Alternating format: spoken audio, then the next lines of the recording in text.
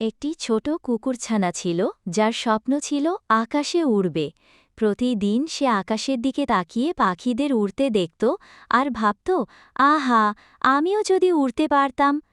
একদিন সে মাঠে ঘুরতে ঘুরতে একটি পুরনো রঙিন ঘুড়ি পেল। কুকুরছানা খুশি হয়ে সেটাকে নিজের সাথে বেঁধে দৌড়াতে শুরু করল।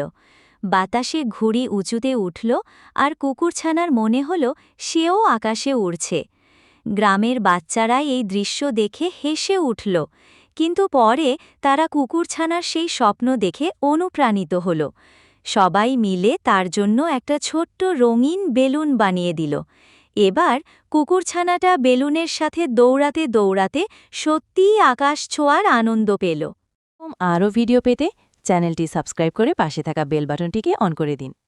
এই চ্যানেলটি সাবস্ক্রাইব করে ভিডিওতে লাইক দিয়ে আর কমেন্ট বক্সে নিজের নাম লিখে দিন, তাহলে পরের ভিডিওতে আপনার নাম থাকতে পারে।